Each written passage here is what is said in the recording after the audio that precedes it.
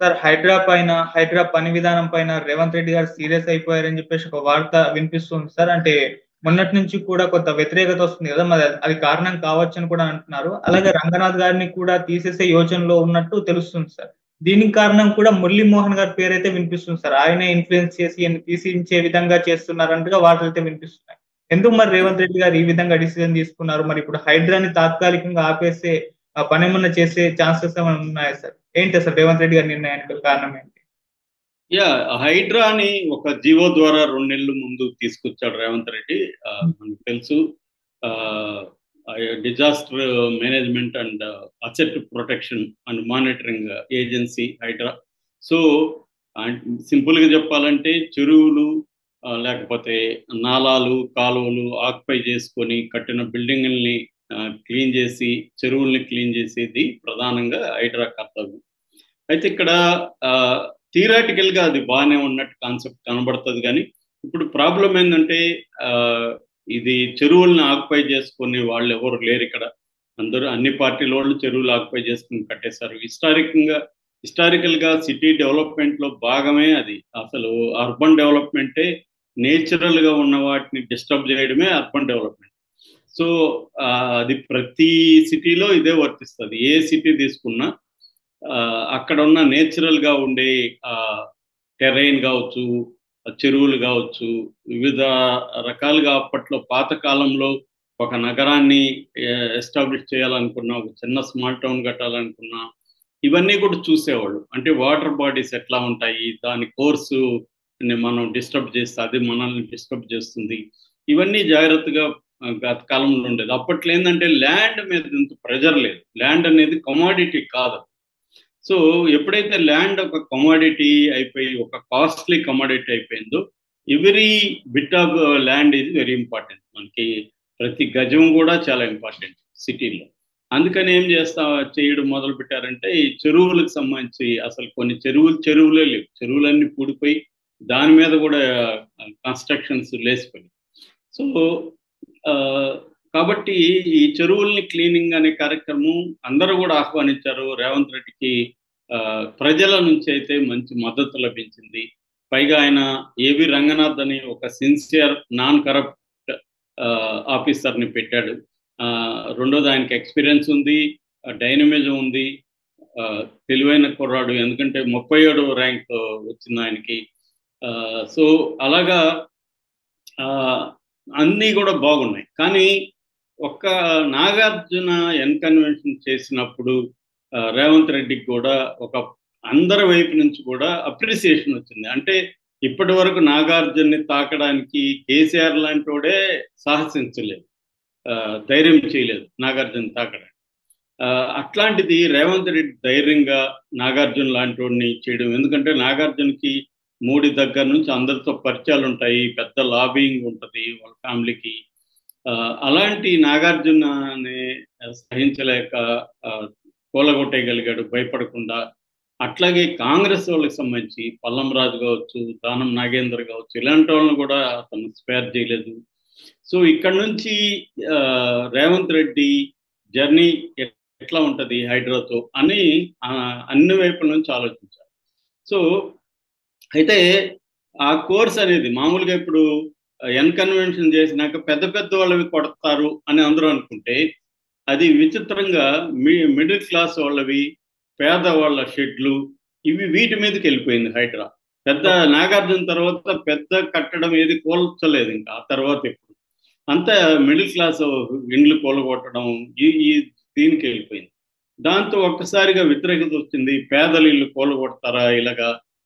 వాళ్ళు ఎక్కడ బతకాలి? 20, 30 ఏళ్లుగా షెడ్‌లేసుకొనుంటే ఏం అలే తీవ్ర విమర్శ వచ్చింది. దాంతో ఏవి రంగనాథ్ కూడా ఆహ్, మే ఒక వీడియో దీంట్లో చెప్పాల్సొచ్చింది. ఏమని మేము పేదల మ మధ్య తరగతి వాళ్ళ జోలికెళ్ళము. కొత్తగా ఇప్పుడు నిర్మాణాలు జరుగుతున్న వాటిని మాత్రమే చేస్తాము అని ప్రకటన ఇవ్వాల్సొచ్చింది. సో, దీనివల్ల ఏమైందంటే రేవంత్ రెడ్డికి చాలా ప్రెషరొచ్చింది. ఒకటి అన్ని పార్టీల నుంచి ప్రెషరుంటది ఖచ్చితంగా. ఎందుకంటే హైదరాబాద్‌లో అన్ని పార్టీలు కూడా స్ట్రాంగే. ముఖ్యంగా మనకి ఓవైసీ బ్రదర్స్ ఎంత స్ట్రాంగో తెలుసు మనకి. అట్లాంటి వాళ్ళ జోలికి కూడా రేవంత్ రెడ్డి వెళ్ళే పరిస్థితి కనిపించింది. దీనికి రేవంత్ రెడ్డి కొన్ని స్ట్రాటజీస్ ఉన్నాయి. ఒకటేమో హైదరాబాద్లో జిహెచ్ఎంసీ ఎన్నికలు నెక్స్ట్ ఇయర్ రాబోతున్నాయి. సో హైదరాబాద్ చుట్టుపక్కలంతా కూడా బీఆర్ఎస్ వెరీ స్ట్రాంగ్ ఉంది, కాంగ్రెస్ బలహీనంగా ఉంది. కాంగ్రెస్ని నెక్స్ట్ లెవెల్కి తీసుకెళ్లాలంటే హైదరాబాద్ చుట్టుపక్కల తన బలాన్ని పెంచుకోవాలంటే ఒకటి డెవలప్మెంట్ బీఆర్ఎస్ కంటే నేను కేటీఆర్ కంటే నేను బాగా చేస్తున్నాను అనేది చూపించాలి. దానికోసమే ఆయన అమెరికా సౌత్ కొరియా వెళ్ళి పెట్టుబడులు 31,000 పెట్టుబడులు తీసుకొస్తున్నానని చెప్పాడు. దాని తర్వాత హైదరాబాద్ ఇప్పుడు 3 సిటీలుగా ఉంది, హైదరాబాదు, సికింద్రాబాద్, సైబరాబాద్. తను 4th సిటీ, దాని పేరు ఫ్యూచర్ సిటీ తీసుకొస్తున్నాను అని ప్రకటించాడు.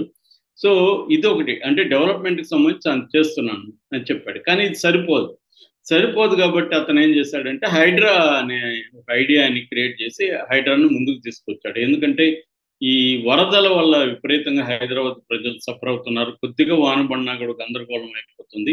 దీన్ని కానీ మనం అడ్రస్ చేయగలిగితే మనకు విపరీతంగా పేరు వస్తుంది, మనం హీరో అయిపోతాము అన్న యాంగిల్లో రేవంత్ రెడ్డి స్టార్ట్ చేశారు. అయితే ఇప్పుడు అది తన లక్ష్యం ఏదైతే ఉందో ఈ లక్ష్యానికి అతనికి 2 లక్ష్యాలు. ఒకటి కాంగ్రెస్ పార్టీని హైదరాబాద్ చుట్టుపక్కల స్ట్రెంగ్తన్ చేయడం, తాను ఒక రాజశేఖర రెడ్డి లాగా కాంగ్రెస్ పార్టీలో తిరుగులేని నాయకుడుగా, అంటే వేరే ఆల్టర్నేటివ్ ఉండకూడదు అధిష్టానానికి, ఇతను మార్చే పరిస్థితి ఉండకూడదు, అలాగా తన స్థానాన్ని పదులుపరుచుకోవడం. ఈ 2 లక్ష్యాలతో రేవంత్ రెడ్డి హైడ్రాని తీసుకొచ్చాడు. అయితే ఇప్పుడు దానికి విఘాతం కలిగే పరిస్థితి వచ్చింది. ఒకటి, అతని మీద విపరీతమైన ప్రెషర్ స్టార్ట్ అయింది కేంద్రం నుంచి కూడా. 2, పేదలు మధ్యతరగతి వాళ్ళలో విపరీతంగా భయాందోళనలు నెలకొన్నాయి. ఎవరు మంది కూలగొట్టేస్తారేమో అని ఒక భయాందోళనలు వచ్చాయి. 3వది, రియల్ ఎస్టేట్ కూడా హైదరాబాద్లో ఇబ్బందికి గురైంది. ఎందుకంటే దాదాపు 50% పైన హైదరాబాద్లో బిల్డింగ్లన్నీ కూడా ఏదో ఒక రకంగా ఉల్లంఘించినాయి. అది FTL అంటే ఫుల్ ట్యాంక్ లెవెల్ లో ఉండొచ్చు, లేదా బఫర్ జోన్లో ఉండొచ్చు, కాలువలు పక్కన ఉండొచ్చు, లేకపోతే వాళ్ళు వదిలే వ్యర్థాలు మూసీకో హుస్సేన్ సాగర్కి వెళ్ళొచ్చు. వీటన్నిటికీ నోటీసులు ఇవ్వడం, ఒక భయభ్రాంతమైన పరిస్థితి అనేది ఓన్లీ రిచ్ పీపుల్లే కాకుండా middle class, lower middle class, poor వీళ్ళల్లో కూడా ఒక భయం అనేది వ్యాపించింది. దీనికి ఒక కారణం రంగనాథ్ పని విధానం. అతను విపరీతంగా మీడియాకి వెళ్ళి మాట్లాడడం, పిలిచిన ప్రతి చిన్న యూట్యూబ్ ఛానల్కి అంతా ఇంటర్వ్యూలు ఇవ్వడం, తాను ఒక హీరోగా తను ప్రొజెక్ట్ చేసుకోవడం. సో ఇదంతా రేవంత్ రెడ్డికి కోపం వచ్చిందని చెప్తున్నారు. అందులో మురళీమోహన్ కూడా ఉండొచ్చు. నిజానికి మురళీమోహన్ ప్రకటించాడు, నాది అదేదో 3-4 అడుగుల షెడ్ మాత్రం ఉంది చిన్నది FTLలో, దానికోసం వాళ్ళు పంపించడం ఎందుకు, నేనే కోలుకొడతాను అన్నాడు. అంటే మరి అంత చిన్న షెడ్కి ఎందుకు హంగామా చేశాడు రంగనాథ్ అనేది కూడా చర్చకు వస్తుంది. ఎందుకంటే మురళీమోహన్ అంటేనే మనకి చంద్రబాబు బినామీ అని అందరూ నమ్ముతారు. ఎందుకంటే చాలా స్పీడ్గా మురళీమోహన్ రియల్ ఎస్టేట్ రంగంలో హైదరాబాద్ చుట్టుపక్కల పైకి వచ్చాడు. సో ఏదేమైనా ఆయన బినామా కాదని పక్కన పెడితే చంద్రబాబుకి అత్యంతమైన ఇష్టమైన వ్యక్తి, ఆయన MP కూడా తెలుగుదేశంలో. సో అట్లాంటి జోలికి వెళ్ళడం, ఆయనకి అది కొలగొట్టినా కొట్టకపోయినా ఒక బ్యాడ్ నేమ్ అయితే వచ్చింది కదా. ఇప్పుడు మురళీమోహన్, ఇప్పటి వరకు మురళీమోహన్ మీద ఏ రకమైన విమర్శలు కానీ గందరగోళం కానీ లేదు.